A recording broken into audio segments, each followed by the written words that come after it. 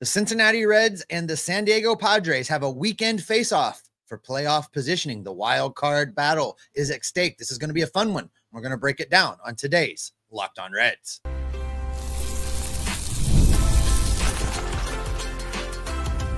You are Locked On Reds, your daily Cincinnati Reds podcast, part of the Locked On Podcast Network, your team every day. Welcome into Locked On Reds. My name's Stephen Offenbaker. The Locked On Reds podcast is part of the Locked On Podcast Network, your team every day. I have been covering this team in podcast form for about 7 years now. We've been doing this a long time. I love talking baseball. I love talking Reds baseball, and I love talking about those things with you. On today's show, I am going to be joined by Javi Reyes from the Locked On Padres podcast, and we're going to break down this weekend series out at GABP that is going to be lots of fun. Lots of star power out at the ballpark this weekend, both for the Reds with Elly and Matt McClain and Spencer Steer and Andrew Abbott on the mound. And then the Padres come in, Manny Machado, Fernando Tatis Jr., the list goes on and on. This is going to be a fun series. Maybe take the over a couple times in this one. There could be some fireworks out the ballpark. We're going to get Javi Reyes in here. He's an expert on the San Diego Padres, and we're going to break down this series. Baseball. This is going to be a fun series, Javi. I'm ready for this one. It's going to be a lot of fun. Me too. It's always fun. You know what I mean? It's always fun between these two teams because there's always like a lot of offense, and I just enjoy just a lot of the big time players, a lot of the key players of both of these teams, particularly the Reds. And you guys have had like a couple of former Padres on your team and some beloved Padres. You've had Will Myers before. It didn't exactly work out. He kind of washed up there. Then you have Nick Martinez currently, who we'll talk about in a second. And you had Tommy Pham, who hit a home run, I believe, to like the fourth deck.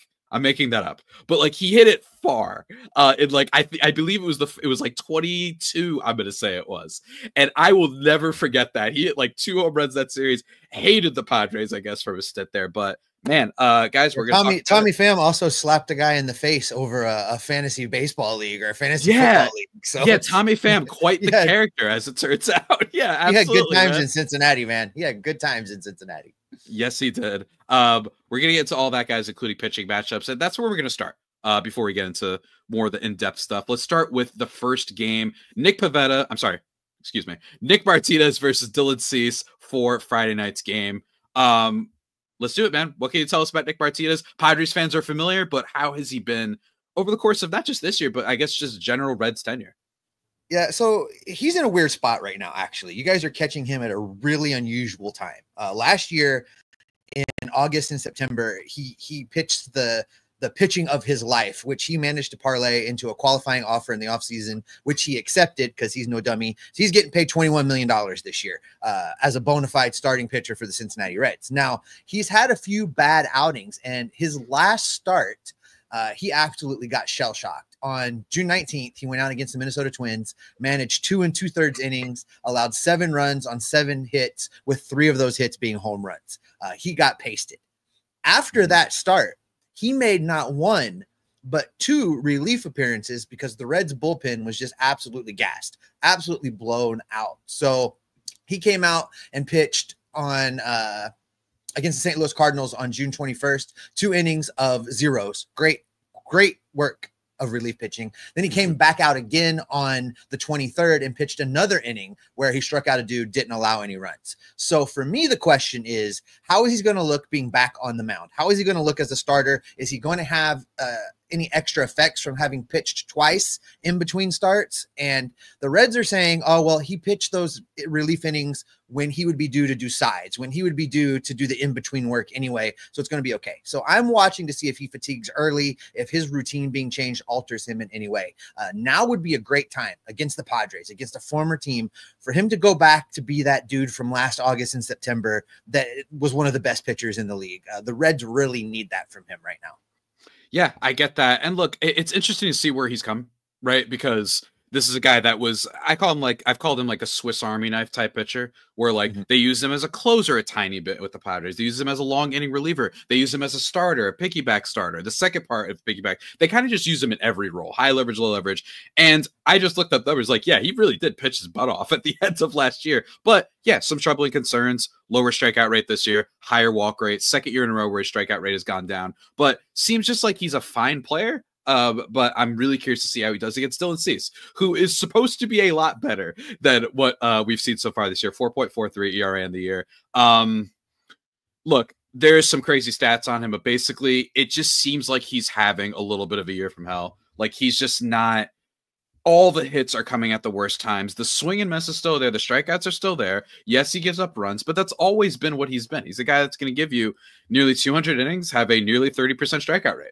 And some years the ERA will be a little bit bloated because of the hard hit stuff. But this year, it's like it always comes at the worst time. So hopefully, you know, against a skilled, let's call it, Reds offense with a lot of stars in it, don't get me wrong, that he can just get a good start, because there has been no consistency for Dylan Cease at all this year. And in Great American Ballpark, might not get any easier. So we're going to have to see. You know, he might have something working in his favor, though, Javi, and that is that collectively, the Reds are a very young team for the most part. And a lot of these guys don't really have very much experience against Dylan Cease at all. Very few at bats, very few sample size body of work. So I think the first couple at bats, the first couple times through, they're going to just be trying to figure him out. Now they are young and they're scrappy, so that might not mean anything, but it might work to Dylan's advantage. The fact that these kids have never seen his stuff. You know, I hope it does. I really do, because Dylan Cease has been just this guy that the Padres, you feel so good. Talked about this on yesterday's show. Everybody go check that out with Jake Ariani of CBS Sports. Talked about this yesterday, that like the Nick Pivetta signing has been so huge for this Padres team. And he was a guy that's like the 4 starter, right? Like this is a guy that you just need him to be okay and fill out innings. And he's been much better than that. And then you're like, yeah, if you told Padres fans that before the year, you'd be like, great. We've got King, Darvish will come back. You know, you just got to fill out the bullpen, will be great. And then it's like, oh, but Dylan Cease is kind of a mess. So we're going to have to see how that plays this weekend. I hope you're right, but I really do think it's one of those things where he's given up leads. That's another thing. Gives up a lot of leads. Going to talk about that next week, by the way, for all Locked On Padres listeners, that he's been remarkably unclutched this year, which is, it's actually kind of disturbing. But look forward to that next week, guys. I'll tell you this, Javi. As much as Nick Martinez might be a struggle in game 1, you guys are in for it in game 2 of this series, because we got Andrew Abbott going. And this is a guy that has very quickly risen in the Reds rotation to kind of qualify for almost A status. Everybody talks about Hunter Green. There was a lot of expectations with Nick Lodolo, who you guys get in game 3 of this series. But Andrew Abbott this year is 7-1. He has 2.9 in WAR. ERA currently sitting at a cool crisp 1.79, and he is just mowing dudes down. His strikeouts per 9 right now is 8.6, walks per 9 at 2.4. He has a legitimate case to be in the All-Star game this year. When everybody was talking about Hunter Green and everybody was talking about Nick Lodolo, Abbott's just gone out there and been the man for this team in this rotation, a model of reliability and consistency where this team needed it the most. Absolutely. Speaking of consistency, we're going to talk to you guys about the Padres pitcher that's going to be facing him in that game on Saturday, that I can't wait to talk about, because he's a silly goose in a lot of ways. And we'll be there in just a sec, guys, because we got to take a break to talk about one of our sponsors.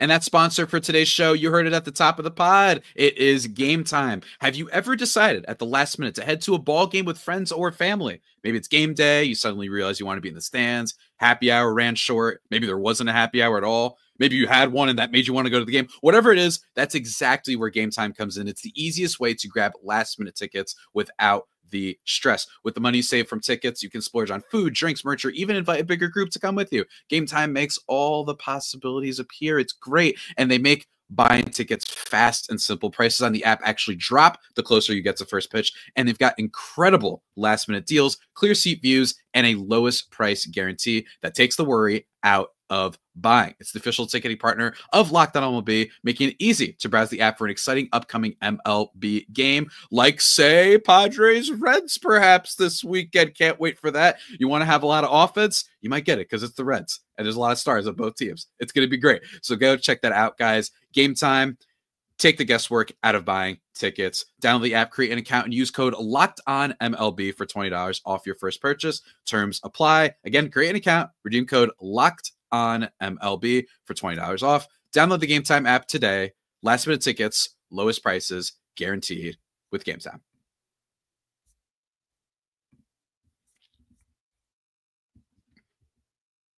And just like that, folks, we are back here on Locked On Padres. Thriving and vibing. Mr. Stephen Offenbaker is joining me of Locked On Reds fame.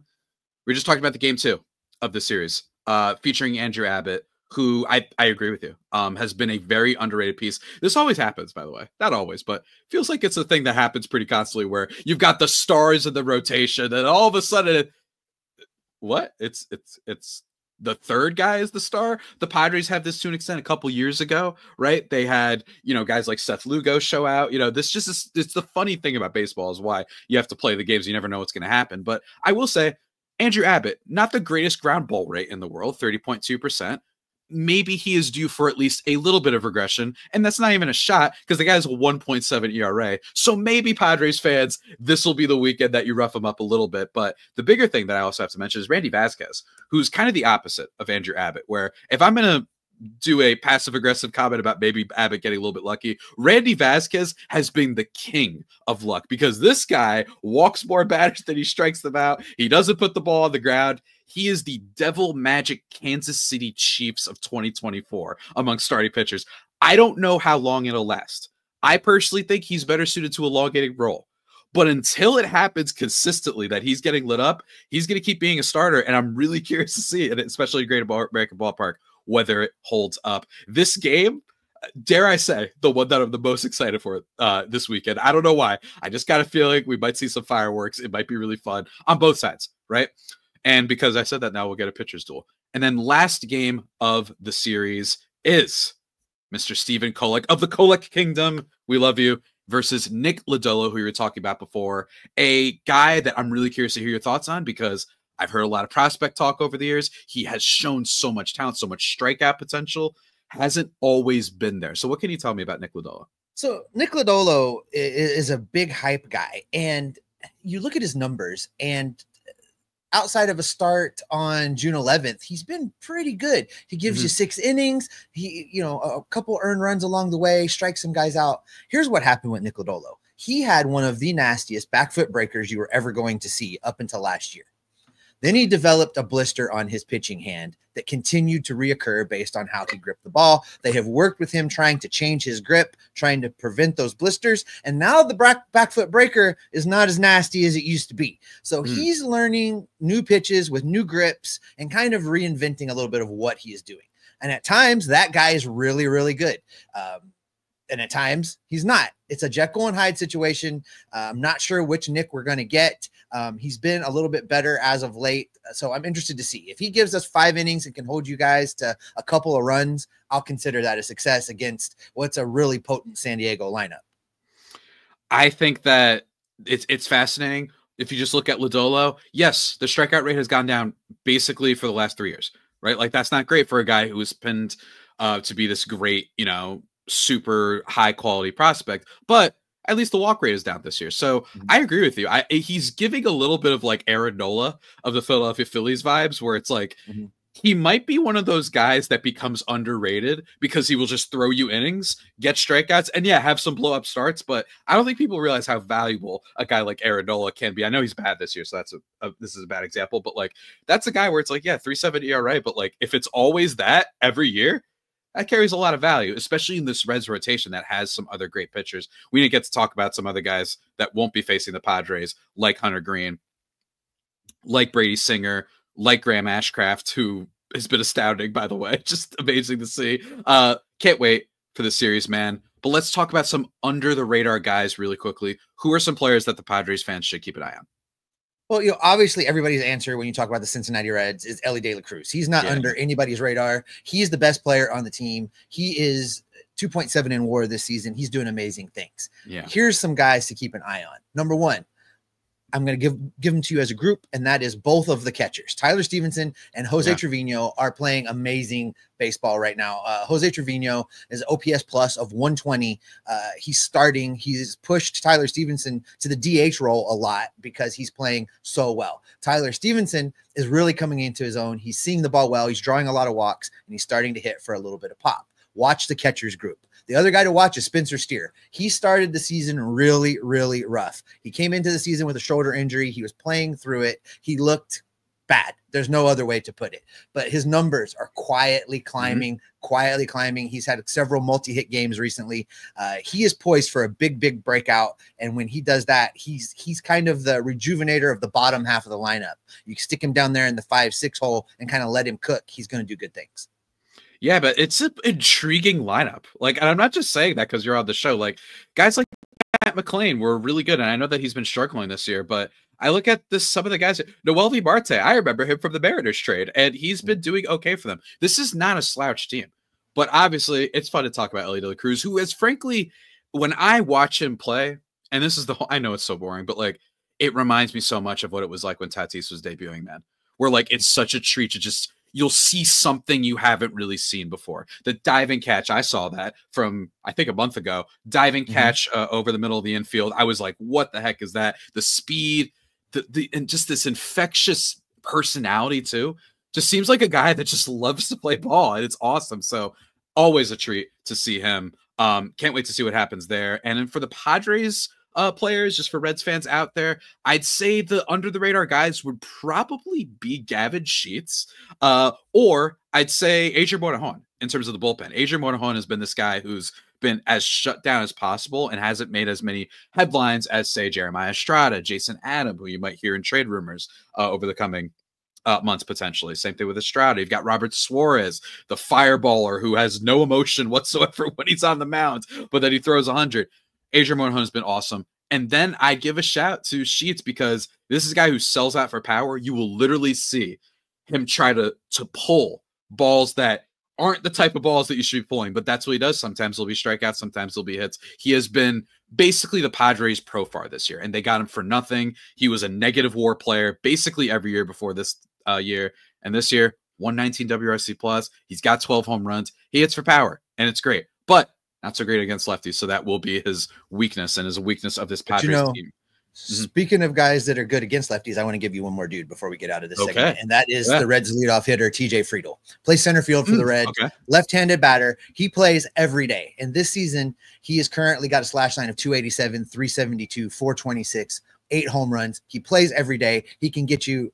He'll drop down a bunt. He'll steal the bases. He plays a great defense. He is, you know, it's kind of Elly light, right? He does all of the things, just not quite as flashy, but he has put together a season that I think deserves for him to be an all-star consideration. He won't break through, I don't think, based on the other things going on in baseball, but he is having a tremendous year, and he's definitely a guy to watch because he sets the tone. He's the leadoff hitter. He gets the most at-bats out of anybody on the team. He's a lot of fun to watch.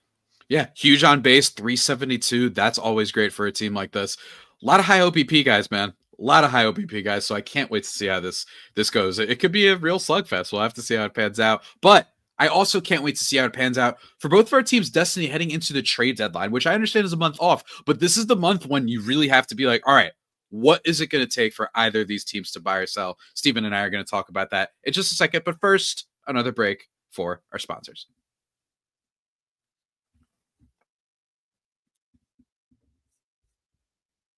And just like that, we are back here in the final segment of the Locked On Padres, Locked On Reds Friday. Fun Friday crossover extravaganza. Javier Reyes, you can follow me on Twitter/X and Blue Sky at Javipeno, JAVIIPENO. And Steven Offenbaker, you can find him at Offenbaker on Twitter/X. Let's do it, man. Buy or sell. Because this, I think the Reds, this is an outsider perspective, I have found it very funny the years that they decide to buy versus the years that they decide to sell. When they're good, they sell or stand pat. When they are bad, like the year that they trade for Trevor Bauer, I believe, it's just like, wait, what are we doing here? Very odd. But you see this Reds team, it just, it's not impossible. And I think it's really important for everybody to remember every single year in every sport, frankly, but every single year, there's always the second half breakout team. Reds are 42-39 at this point. It is not a terribly crazy division, right? Like, I'm not particularly scared of all these teams on paper. And it's also possible that some of these teams sell, like the Cardinals and Brewers, especially. I think the Cubs are going for it. But how do you feel? What will it take, do you think, for the Reds to become buyers or sellers, whichever one? So they've been swinging between 4.5 and 6 games out in the division, and the division is still very winnable. Mm-hmm. They are 2.5 games back as we're recording in the wild card race right now. This is a team that could benefit from being a buyer, from going out and getting a couple missing pieces. The problem is the wild card format has taken away a lot of the sellers. So many teams want to hang on to the belief, the claim that they're a buyer, that they're in contention. They want to keep the fans coming to the ballpark. It's a lot harder to get a deal done. And when you can get a deal done, it costs you a lot more than it used to. I think from the Cincinnati Reds standpoint, they should be buyers. They might go out and get a relief pitcher. They might go out and get a piece, maybe a right-handed platoon to pair up with Jake Fraley or Will Benson in the outfield, which is really where they're the weakest, is the outfield. Austin Hayes is oft injured. He's still missing in action somewhere in the minors, I'm told, doing a rehab assignment. Then he's been there since the 80s. It seems like forever. So it's you can't count on that. So for me, I think the Reds might try to add a little bit, but they're going to get some addition from healing. Noelvi Marte will be back. He's starting a rehab assignment. Austin Hayes, maybe someday, will be back. Hunter Green is coming back eventually. You know, these guys coming back are big additions to a team that has remained above 500. Here's the key, Javi. They're getting through the toughest stretch of their schedule that comes to an end 7 days before the All-Star break. The last 7 games before the break, they have the Marlins and the Rockies. If they can enter that stretch at or above 500 and then win 5 of 7, they're cooking with gas. They're in contention. They'll go out and make a move. That's the key for this team to be relevant and go out and spend some money and make a move. Guys, just with the Rockies, I just love that the NL West is just this danger zone. And then you just got the Rockies somehow just chilling closer to a brewery. That team, a brewery that just happens to have a baseball team at this point. Shout out Colorado and shout out Paul Holden. I love you so much. And I love that fan base. I hope you guys just get real ownership one day. I think that would be great. Yeah, man, the smell test, right? The initial, kind of peripherals here. There is second half breakout written on this team because I do think that there are guys like Matt McLain who can get better. And then if you get all the health back too, and Jose Trevino, kind of a guy that was basically a defensive catcher, which frankly is what you're usually looking for. I mean, you look at his career, and don't get me wrong, I imagine numbers will go down at some point to a degree, but this guy's never been above 100 WRC plus guy. He's never been a guy that's had an above 300 on base, and he's doing that right now. And even if it goes down, he's got really good catching skills. And then they've got Tyler Stevenson. So it's this like really underrated platoon on top of that. Then you've got Elly de la Cruz, and you've got a rotation that feels really, really exciting. Where I like everyone here. There's not a single pitcher where I'm like, this is a nightmare. Yeah. I don't know if you saw, but we just called up Chase Burns, our #2 draft pick from last season. Yes. Struck out the first 5 guys he faced, which hasn't been done since the beginning of the expansion era in the 60s. So he looks like he's going to be a good one. You look at that rotation and you go to the playoffs with Hunter Green, Andrew Abbott, Nick Lodolo, and Chase Burns as your starting rotation. This team could be tough. The second half could be really tough. Yeah. I think the Reds, man, not a bad division. Like I feel it, man. I absolutely feel it. And I feel like the second part of this question for the Padres perspective isn't nearly as fun because they always buy. Like that's just what they do. Absent, it's been a really tough stretch for them too. They've had 26 games in 27 days, only 1 day off, obviously. It's been tough. And they got really beat down by the D-backs. They got killed by the Dodgers, despite the sparks flying and everything. And that was a lot of fun to talk about, but they got killed. The Dodgers just completely owned us. Twice, right? 2 series like that, not back to back, but it was Dodgers, Diamondbacks, and Dodgers. And then, yes, you did get some wins, right? You did, but then you also got beat really bad by Seattle. You got beat a little bit before that. So it is a team that I could see. It just depends on how good they are. I think if they are really cooking, then I think we could see like that big swing. I think you could see if he's still available. I don't know if he's available. I can't tell Jarren Duran following the Rafael Devers trade, but if he is, I promise you probably was thinking about it. And then guys like Luis Robert, like I just think that this team for better or worse, is obsessed with the big flashy splash names. Sometimes it works. It does. Sometimes it works great. And sometimes it doesn't. But me, I think that if they are at their current pace, I think they do light by. I think they just get someone who can just play left field and be decent. Get another DH in their platoon. That way, when Sheets can't hit against lefties, you've got someone else. Otherwise, that's what it is. And another thing that I think will play into this is the health of Michael King and Yu Darvish. I've been saying this on my show as well. The everydayers know it. If those, the problem with the Padres is this: they're so cagey with injuries, and I never trust anything they say. You can ask any Padres fan this, and sometimes we're being melodramatic, and then the guy will be back in a week. But there have been over the years, I'm talking back with the Mike Clevenger and Dinelson Lamet days, right? Like these two guys, I said, oh, they're getting scopes. Week later, Tommy John surgery for Mike Clevenger, right? So this is a team that has been very weird with injuries. So if we're not being told fully, and if the Padres secretly know, oh, Michael King's going to be out for a while, or oh, Yu Darvish is not going to be healthy, then that will be really telling, and I think also impact their deadline. I'm chuckling because you're talking to a guy that covers a team that had a manager look into the camera and say, Matt McLain is day to day. And they come out 2 days later with an update that is, Matt McLain just had surgery in Los Angeles and will be out the entire year. I remember this because I had him on my fantasy team.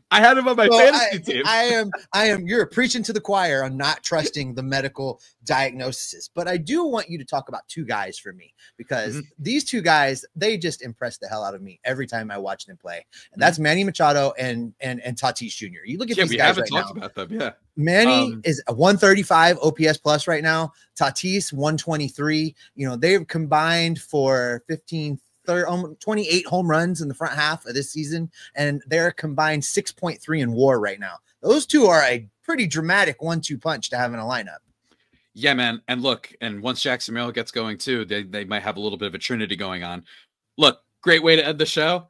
Manny Machado, I'll put it like this. Looked like we've been following baseball for a long time. When you're in your 30s and you start seeing, oh no, they weren't very good last year, you prepare for the worst, which is when guys just fall off and they're not the same anymore. The difference is that Manny Machado was hurt last year and he had to get this surgery. So for the first month of the season, he was really, really bad. And then the rest of the year, he was very quietly awesome. And this year, he's been by far their best offensive player. He got unlucky. Right? He's been getting unlucky in some regards. He actually should probably have more home runs than he's had already, but he's been a stud, making some flashy plays at third base as always too. And then Tatis, a little bit trickier.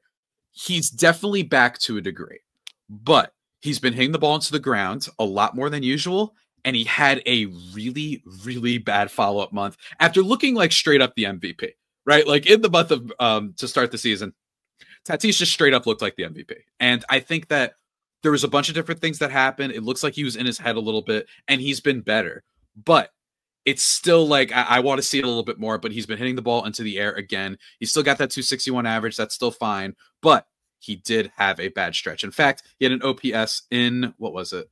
In May of 626. So far through June, 744. So he looks back, a lot more patient, putting the ball in the air, but he looks great. And it wouldn't surprise me because the other thing is this, he's been playing amazing defense. So he's still absolutely an MVP contender. If you want to shout out our people over at FanDuel, everybody go check them out. If you want to take a shot at Tatis. Great conversation there with Javi. Love talking baseball from around the league with our friends from around the Locked On Network. That's going to do it for this edition of Locked On Reds. Thanks as always for making Locked On Reds your first listen each and every day. Go check out Locked On MLB Game Night. They watch every single game throughout the league so that you don't have to, giving you the breakdown of what went down in Major League Baseball today. You can find that in the Locked On MLB feed. Until next time, we're going to keep gathering up the news, the notes, the reports, and the information and bring it right back here to keep you locked on Reds every single day. Oh, San Diego is one of the best ballparks out there. The tacos, man. The tacos.